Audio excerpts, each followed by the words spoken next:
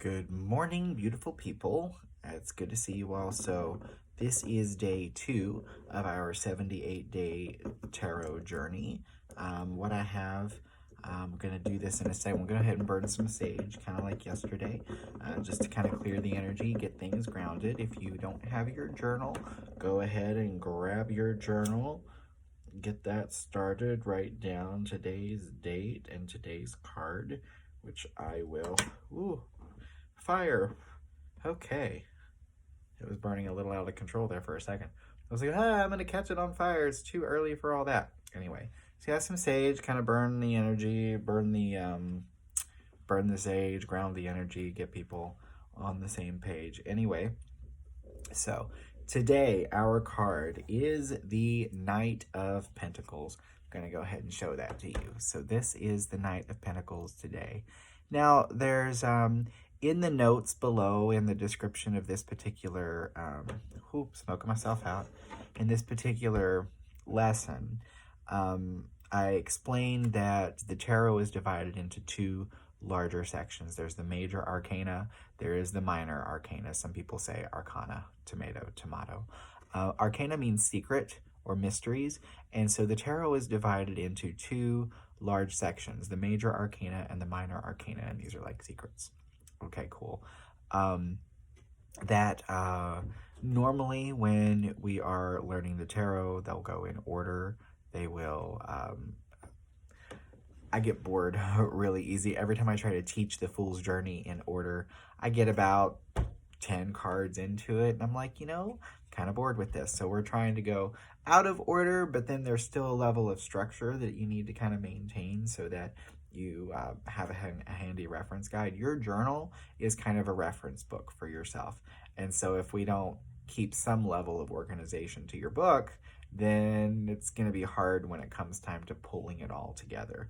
So in your journal, make sure that you have two sections. You have a section for the major arcana, you have a section for the minor arcana. And then if you're feeling really dedicated, you can divide the minor arcana into two sections as well, right? So the minor, you have the 40. There's a lot that I said in the description, so the video might not line in with the description 100% in terms of like the information that I cover, because I covered a lot below. I actually do the post before I do the video, so I can kind of have my video at least a little bit more organized. I don't want you guys to have like a 20-minute video to watch, But anyway, so in your journal, you'll want to have that kind of separated out. The major arcana deals with the Fool's Journey. Those are the major life events that we have, those archetypal experiences, like lovers, like the love relationships, intimacy, motherhood, fatherhood, like organization. There's a lot in the major arcana that's significant in terms of our spiritual growth and development that consider like major life milestones. The minor arcana is more with day-to-day life. It's much more, they're not as heavy, it's the energy that we just kind of deal with on a regular basis. So the Knight of Pentacles, this is a minor arcana card. This is a court card. So this is kind of normally when people are learning the tarot, the court cards are the last bunch of cards that people learn. And part of that is when you're looking at this card, you see a man on a horse holding a pentacle. Okay, well, what am I supposed to pull from that? Energetically, what do you get? Is this guy sad? Is he happy? Is he hardworking? You don't get anything from the picture, right? So that's why the court cards are oftentimes the hardest group of cards and meanings for new beginner learners or readers to learn. So hopefully by the time we kind of finish this, you'll have a pretty good sense of the energy of the Knight of Pentacles. So the first thing about the Knights with the court cards, because the court cards represent personality traits of people that we know in our lives, aspects of ourselves, things of that nature. So the Knight of Pentacles, because he's an extremist, all of the Knights, okay, there's 4 Knights, because we were talking about with, at least in my description below, we talk about the pip cards or the minor arcana being kind of a reflection of a typical playing deck. In a playing deck of cards, you have 56 cards. You have 16 face cards. Is it 16?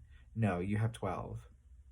In a regular deck of playing card, you have a Jack, Queen, King. In a regular deck, I have to correct that down below because I think in my brain, a playing deck, I said had 16 cards, but it doesn't. It has 12 because you have a Jack, Queen, and a King in the playing cards, but in the tarot, you have a Page, a Knight, a King, and a Queen. And so I might have to, I might have to revisit that. So, but bear with me. The court cards are personality traits of people that we know in our lives.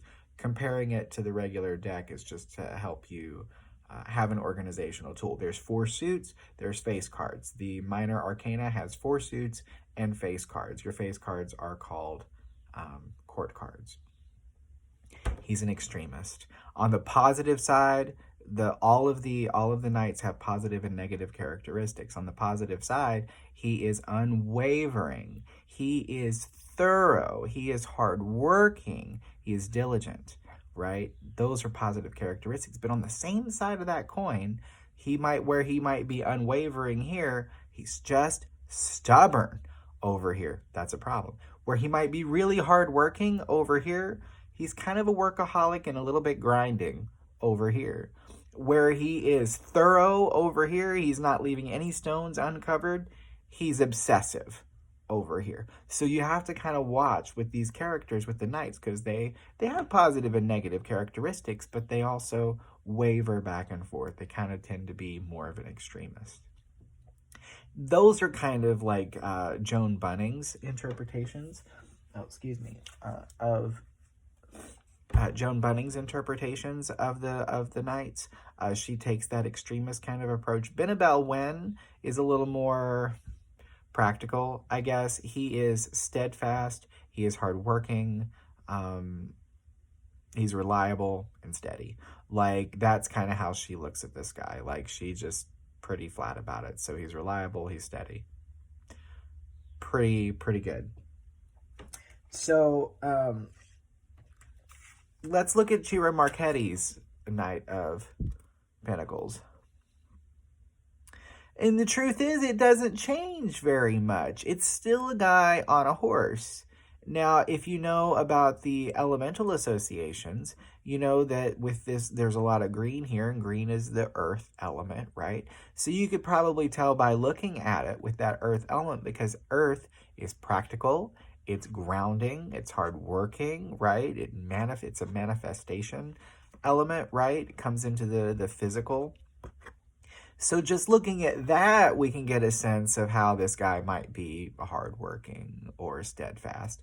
But just because of the color, when you look over here, the only color you get in the traditional Rider-Waite is a whole bunch of yellow. I mean, I don't get hardworking out of that at all. Like, I don't get steadfast.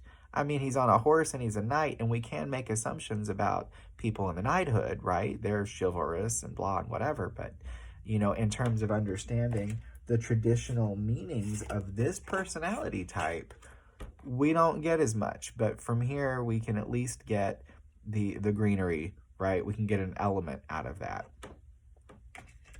So now here's one, and this is our urban tarot for the day. This is our urban tarot for the day. This one's a little bit, it's something. So according to the urban tarot, this is the gourmet chef. The gourmet chef. Now this is cool because I was kind of saying in the description below, if you have a deck of cards that actually allows you to extract a personality from the court cards, you've got an artist who knows what they're doing. Because in a lot of traditional cards, you don't get that. It's left vague intentionally because there are a lot of interpretations, but there are foundations. You know what I mean? And the gourmet chef is your archetypal Knight of Pentacles. Gourmet chefs, I mean, like, I actually had to do a little bit of research just on the word gourmet to, like, try to understand the traditional aspects of the Knight of Pentacles and compare that with whatever's going on here. But a lot of it has to do with this high standard, this high, a very, I want to say a fancy taste, but just like having a very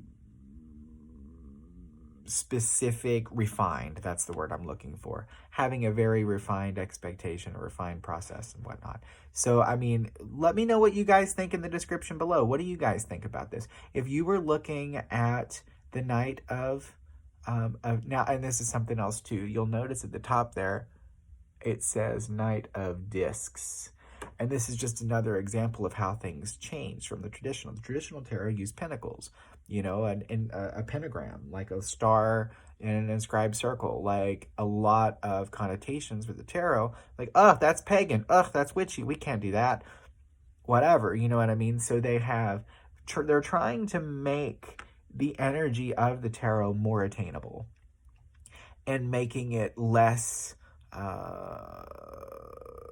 of a concern, less apprehension for people. And by changing it from pentacles to discs are a little more, it just feels, it's not as off-putting. Like a Christian could pick up this card, you know what I mean? Like, not hating on the Christians, but a Christian can pick up this card and not feel like, oh, it's the devil. You know what I'm saying? So, like, I think that's kind of one of the things that they're going for here. So in the description, not in the description, but like in the comments below, tell me what you think about this. Tell me what you think about a gourmet chef in terms of the energy that we just learned about the Knight of Pentacles. That's basically the lesson for today. I definitely encourage you all to journal, to comment, like give us some of the keywords that you found. If your deck is actually a deck where you can look and see the personality of the Knight of Pentacles, or if it's just kind of vague and left unartistic or what have you. Yeah, I look forward to hearing from all of you guys. I'm sending infinite love and light to all of you beautiful people. And we're going to ding the bowl for you all. Oh, just kidding. There's stuff in my bowl. I thought that bowl was empty. Anyway, let me just do that for you guys. Oh, it's the dinger. I have the dinger inside the bowl. I'm going to give you guys a bowl ding. I'm wearing green. This is the green bowl. Feel this energy in your heart chakra.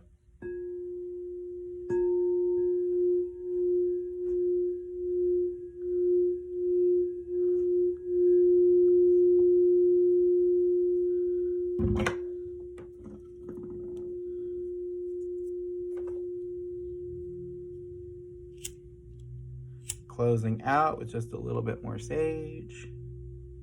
Try to keep it around 13 minutes, I guess, if I can. Sending love and light to all of you beautiful people. Thank you so much for tuning in. Thank you so much for going on this journey, and I will catch you guys next time. Love and light.